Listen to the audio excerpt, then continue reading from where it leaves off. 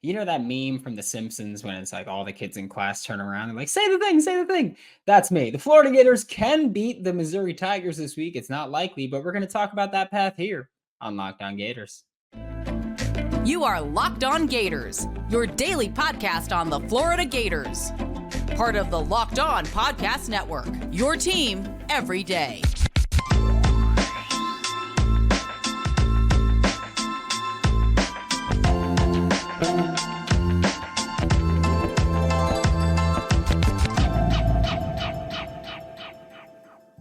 Hello and welcome back to another episode of Locked On Gators, part of the Locked On Podcast Network, your team every day. Thanks for making Locked On Gators your first listen of the day. We are available daily and free wherever you listen to podcasts. Happy Friday. I'm Brandon Olsen. Find me on Twitter at WNS_Brandon. Find all my written work with Whole Nine Sports, Giants Country, NFL 33.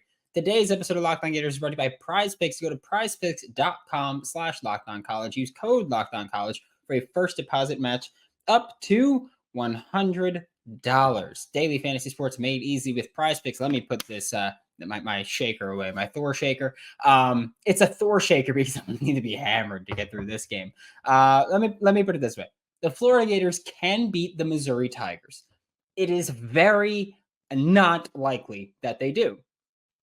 However, there is a genuine path to this. Again, it's not like I said it yesterday on the crossover. If you play this game 10 times, Florida wins maybe 2.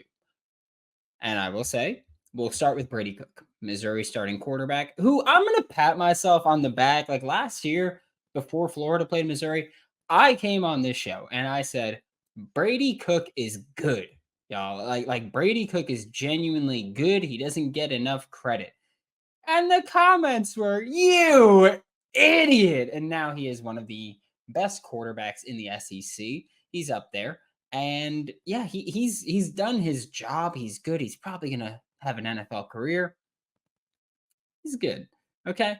On the bright side, for Florida's side of things, Brady Cook is one of the more conservative passers in the SEC when it comes to throwing the ball deep. He's not a big deep ball thrower. That's not his game. Understandable. That helps Florida because guess where they really suck in coverage? Throwing deep.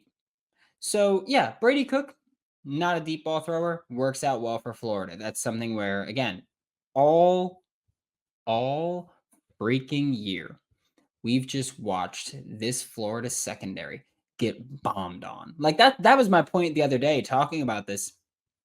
Jalen Kimber and Jason Marshall, they've given up 31 completions all year. That's not bad. Okay? 31 completions isn't bad. You know what's bad? That they're for over 700 yards. That's the bad part. That's where we go, oh, holy, yeah. So for Florida, I think, yeah, you look at Brady Cook. Brady Cook throws 20 plus yards downfield on only 15.9% of his passes. We'll look at PFF now. Why not? And so 15.9% of his passes among qualifiers, that's 7th in the SEC. That is above Graham Mertz, who's at 11.5%. But Brady Cook does not throw the ball deep frequently. When he does, he has that that Russell Wilson kind of throw to him. And I've talked about Brady Cook with this before. He has that Russell Wilson type of deep ball where he lofts it over everybody and it's just in the bucket. Like he's a very good deep ball passer. He just doesn't look to do it frequently, which works out in Florida's favor. Again, because your Achilles heel has been that you get bombed on consistently.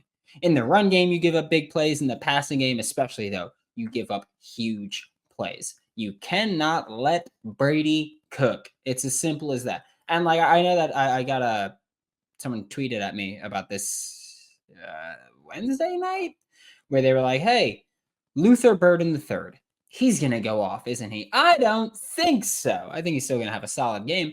But Luther Burden III, 81% of his production this season as a receiver comes from the slot. And Florida's outside corners have been the weakness this year. Jaden Hill going from corner to the nickel, to playing star, slot, whatever you want to call it. He's been very good this year. He has dropped off a little bit as the year's gone on, but he's not the weak link here at all. I'm curious to see what the plan is to limit Luther Burden, because if I'm Missouri, I'm putting Luther Burden on the outside.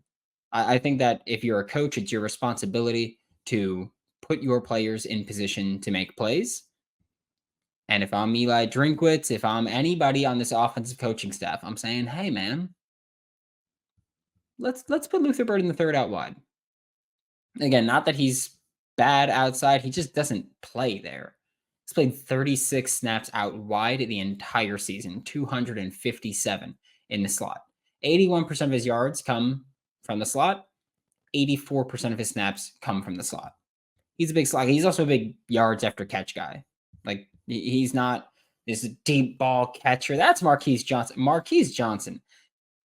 He's probably going to have a good day. I'll say that. Theo Weiss, Marquise Johnson, probably going to have some fun because, well, guess what? Florida, not awesome at defending the deep ball out wide.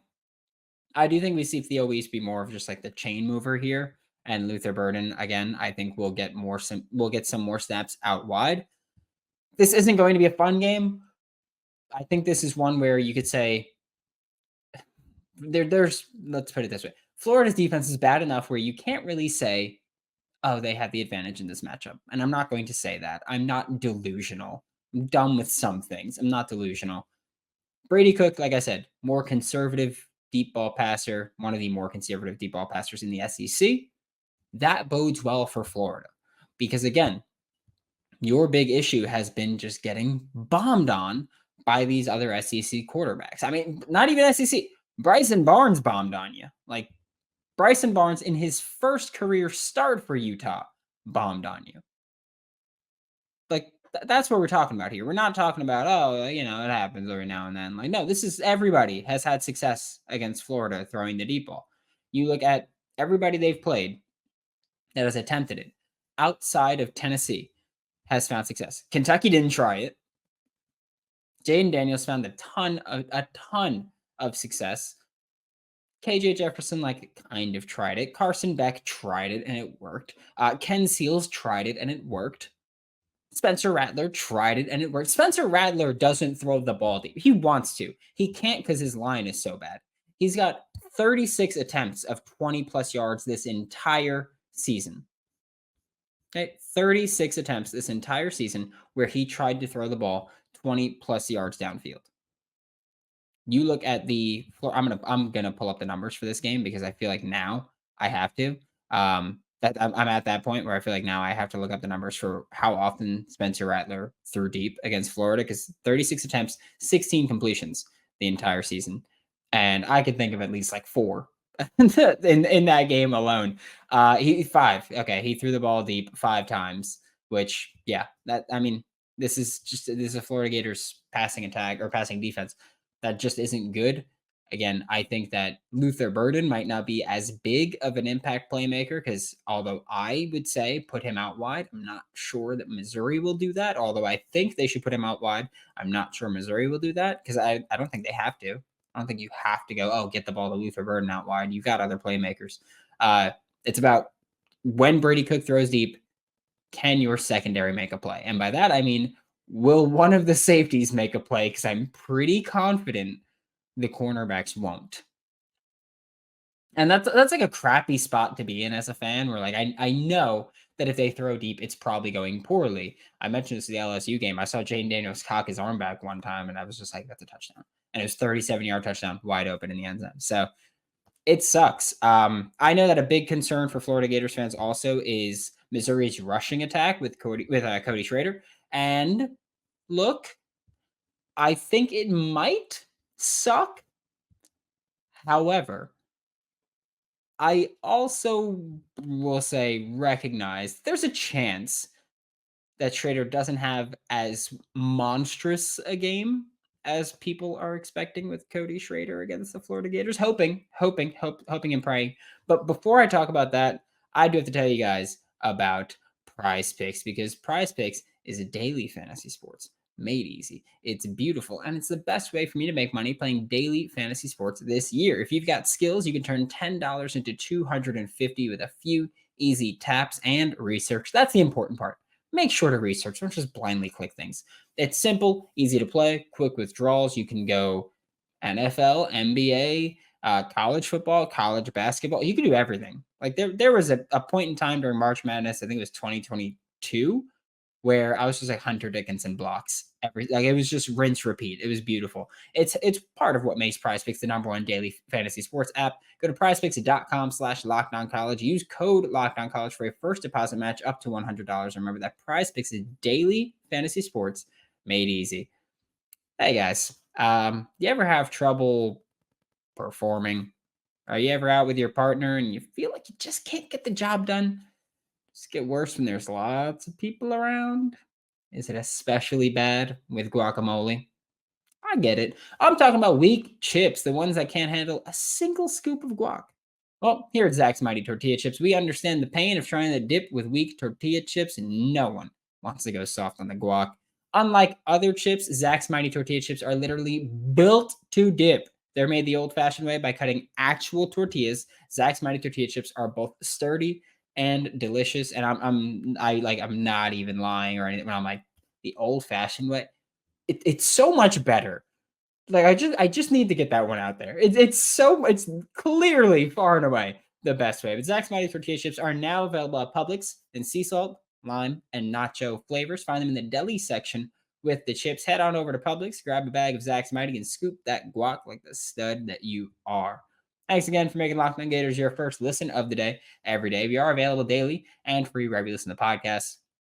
And Cody Schraeder, dude's a problem. Like, not just for Florida, not just for Tennessee. He's leading the SEC in rushing yards right now. Like, he's a problem. He's got back-to-back games over 110 rushing yards. Even against Georgia, he's been a big threat in the passing game too. He's just been lethal. Absolutely lethal. And for Florida, that doesn't sound great, right? And I know that that Gator Dave tweeted this, that Cody Schraeder had 205, I said 500, had 205 rushing yards versus Tennessee. Only two other SEC players have been able to do that this season, and it was Ray Davis, Kentucky's running back, and Jaden Daniels versus Florida. And here's the thing. It's important to recognize the difference between all of these offenses and how they match up with the Florida Gators. This is irrelevant to anything that Gator Dave has said about it. I saw that tweet. I have not seen his opinions or anything like that, so I'm not going to pretend that that's anything involving this. But I see people going, oh, well, that means Cody Schraeder's going off. Here's the thing. One, he's damn good. He's probably going to have a good game anyway. Two, it's important to recognize the difference between these offenses and why those runs happened. You look at the Jaden Daniels game last week. QB rushing, way different than anything else, especially when that quarterback is just straight up faster than your entire defense. A lot of what Jaden Daniels did was scrambling against the Florida Gators. A lot of the work that he did, a lot of the damage that he did was with his legs. That's where he really killed Florida. And by with his, I mean scrambling, like dropping back to pass and then running and taking off and making plays there. He had that one zone read. His 85-yard touchdown was straight up zone read. Princely came down for it. It was just rough. Like Princely screwed that play up, and then an entire defense not being able to catch a quarterback is wild to me. I used to make jokes about Jaden Daniels becoming a wide receiver when he got to the NFL, but all right, maybe he's QB3 in the draft. Who knows? Then you look at Ray Davis. What Ray Davis and Kentucky did with their damage was the power run game, the gap running game. They ran power, that or long trap, whatever. They ran counter. They had a ton of success with those gap runs. Now we look at Missouri. Missouri is more of a wide zone rushing attack. Missouri's offensive rush plan is similar to Florida's, where you will see wide zone running. You will see some power or trap, or for Florida's case, they run GH and GT counter, which is just the guard and tackle or guard and tight end pull across the formation and they're blocking. You watch those games and that's what you see. Missouri's similar in that regard, where that's how they like to get their damage done. They like to zone run and they like to mix in power, but it's not, they're their bread and butter, wide zone rushing scheme. Okay. And they're damn good at it.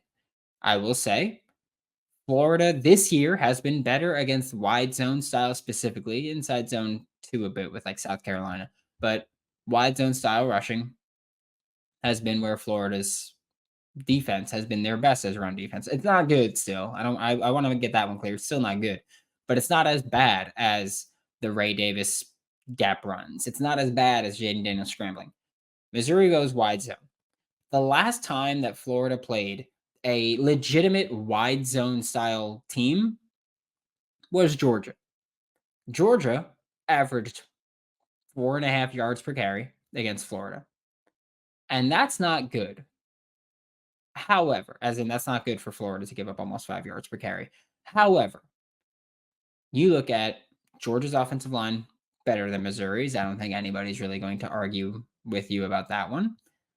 And you look at you look at Florida's defense doing that against a better offensive line, and you go, okay, maybe like you held Georgia to below their average yards per carry, and you held and you performed better defensively. Florida allows 5 yards per carry this season. You held Georgia to 4.5. Georgia rushes for damn near 5.5 yards per carry, and you held them to 4.5. And I don't like using stats. I know that that's generally something that's irritating or whatever the hell you want to say about it. But it's important to acknowledge that this is a team where Missouri likes to go wide zone. Florida's been better against zone blocking schemes, both inside and out, than gap blocking, than quarterback scrambles. Like, I'm not saying Florida's going to stuff the run at all. I am saying you need to slow it down in order to have a chance. And this defense has been better against zone blocking than anything else. And a big part of that is Cam Jackson. I understand when Florida Gators fans are like, oh, like Cam's not making much of an impact. We don't see the impact coming in. Yes, you do. Or maybe you don't see it, but we do see the impact. When you watch those zone schemes, that's where Cam is so valuable because he can two gap it. And then that clears up space for your linebackers to come in and make a play. That clears up space for your defensive ends and your other defensive linemen to come in and make plays. That bodes well for Florida in this game, assuming you don't just screw the pooch. Again, against Georgia and against South Carolina, you had Shamar James. Now you don't. That part's probably going to suck a bit, but if there's any game this year where you get to go pin your ears back linebackers and get the hell in that backfield, this is the game. And if I'm Austin Armstrong, I'm saying that. I'm going, hey, man, we're going cover one. You've either got man on the running back, and if they run out, then get it. If they don't, then blitz, or you're blitzing. Like, those are your options. And hope that would work. Hope that you can generate pressure there. But this is this is the best possible run defense matchup for the Florida Gators. Next week will be as well. You look at these wide zone styles, whether it's Missouri, whether it's Georgia, whether it's Florida State, that's where Florida's been better this year. So that's where we're going to hope that you can at least contain Cody Schraeder.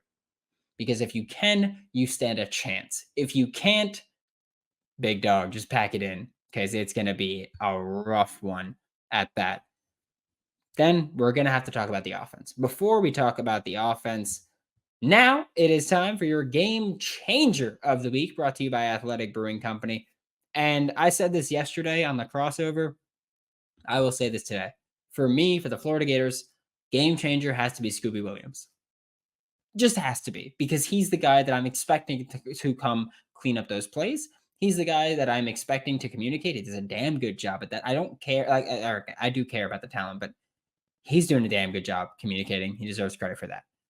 He can change this game the way that Athletic Brewing has completely changed the non-alcoholic beer game. They make non-alcoholic beers that taste good. You can find Athletic Brewing Co.'s non-alcoholic brews at a store near you, or buy online at athleticbrewing.com. First-time customers can use code LOCKEDON to get 15% off your first order. That's code LOCKEDON at checkout for 15% off at athleticbrewing.com. Exclusions and conditions apply. Athletic Brewing Company is fit for all times.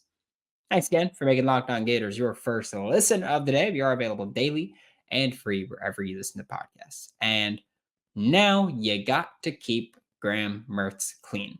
And that is a very layered conversation to have about how you do that.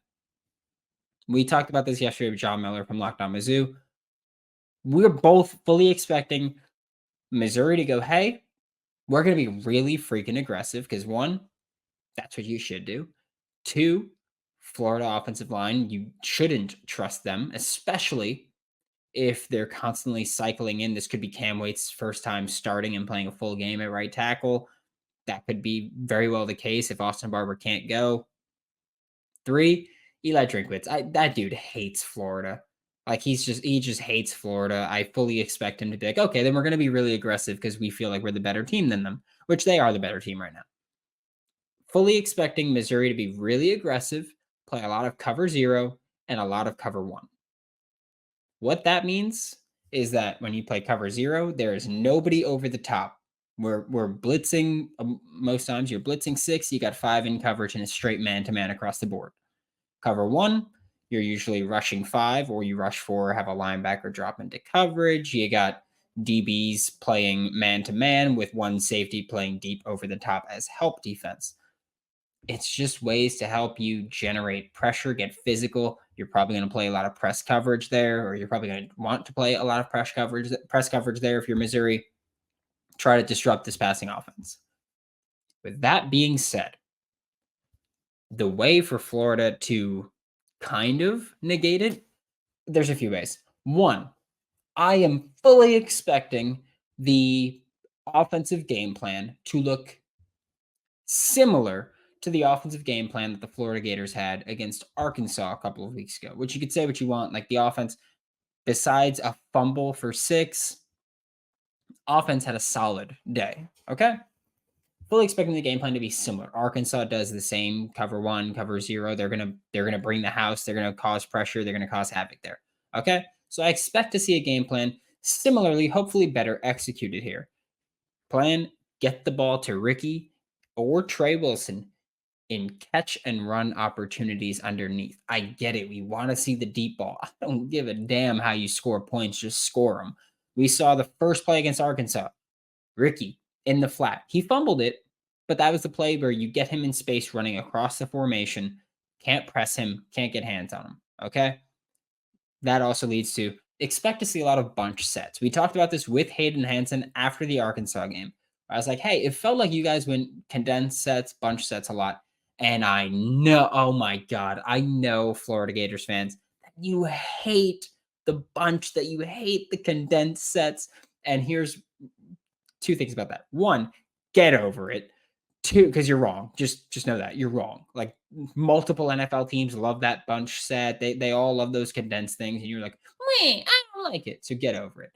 2, it's a big reason for using them against teams like Missouri and against teams like Arkansas and those teams that are going to play cover 1 with you is that you bunch, you can't press. You can't press the bunch because when you're playing when you play press, you got to be right up on them. And when you got that bunch set, 1, you can't be right up on 2 of the guys. Because I'm talking about like a 3-man bunch where there's usually the middle guys up front, 2 guys behind him on each side. You can't press those guys really. You can't. There, you can't press. You also cause too much havoc if you try to press. There's too high of a risk of a pick play or just straight up collision that actually isn't a pick play, but just happens. Too high. It also allows your receivers to work inside or out. If you're working as the outside receiver in a condensed bunch, guess what? You can run a drag and you can also run outside.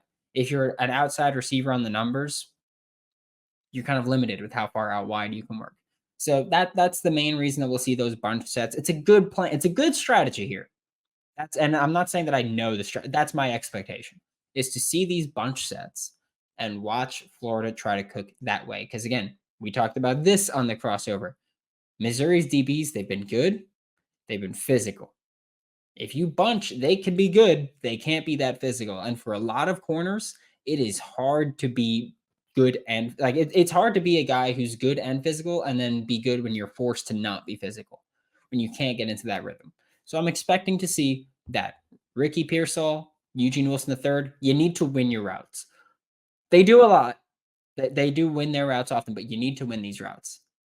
You need to be able to create separation because odds are we're going to see a game where Florida's got 4 guys running routes on a lot of plays, maybe 3, because I'm fully expecting Hayden Hansen, expecting him to play a lot because I do think that he's going to be kept into block for 2 reasons. 1, Missouri is going to be very aggressive. 2, whether or not Austin Barber plays. You've either got an injured Austin Barber on the left with Damian George at right tackle, or you've got Damian George at left tackle with Cam Waits at right tackle. All of those guys can use help. If it's Hayden there, that's what I would expect. I would expect Hayden to line up. If Austin Barber plays, I'd expect Hayden to line up outside of Austin Barber's left shoulder a lot and help there. And if he doesn't, I'd expect Hayden to be on the right side a lot more and helping Cam Waits in his first start. That'd be my expectation if I'm or his first start at right tackle this year. That's my expectation here. Looking at Hayden there, that's the role. You can keep Montrell Johnson and Trevor Etienne into block. I would expect to see more block and release type routes where it's like, okay, Montrell, pre-snap, you go, hey, Montrell, you're looking at Tyron Hopper. If Tyron Hopper blitzes, you're in pass pro. If he doesn't blitz, leak out and stuff like that. I would expect to see that with the running backs. I will also say kudos to both Montrell Johnson and Trevor Etienne, mostly Montrell Johnson. They have made a lot of progress as pass protecting backs this year. Like they truly have. They've made a lot of progress this year as pass protectors, specifically Montrell. Trevor got a lot better at identifying who he has to pick up and getting there. Montrell has done a good job of identifying who he has to pick up, getting there, and stopping them. Especially like the past month or so, Montrell has been a dog at that. So kudos to them. I'm expecting them to have some pass protection ability in this game. You got to keep Graham Mertz clean because Graham Mertz, he doesn't do a good job of throwing the ball away. He extends plays in a good way, and then he just extends them far too much, and it's a bad thing. So I think that you got to keep him relatively clean. So Hayden, your offensive lineman 6 this week. Montrell, Trevor Etienne, your fullbacks this week. And you got to be aggressive there because especially if they're being that aggressive, they're probably going to be able to stop your run game a bit, which means buckle up, boys, because then you're going to have to throw the ball a lot. Expect Montrell to play a lot of snaps if that's the case. So I think that offensively, keep Graham clean. That's your best hope of winning this game. Because passing attack will come. If you keep him clean, the passing attack will show up. Just got to keep him clean. Defensively, luckily, you have a couple of matchups that lean your way, but this is still just a high power offense from Missouri. Like, don't get that mistaken where we can say Florida's scheme matches up well against Missouri's scheme. But guess what? As much of a scheme guy as I am, a lot of the times it's the Jimmies and Joes, not the X's and O's. So that's what we're looking for here. Like we can say that schematically they work out well, they line up well. You still got to execute. Thanks for making Locked On Gators your first listen of the day every day. We'll be back tomorrow to talk more Florida Gators football after the game. And hopefully we're talking about Florida Gators win. For Locked On Gators, I'm Brandon Olsen. Don't forget to follow me on Twitter at WNS_Brandon. Find all my written work with Whole 9 Sports, Giants Country, NFL 33. And I'll see you all tomorrow.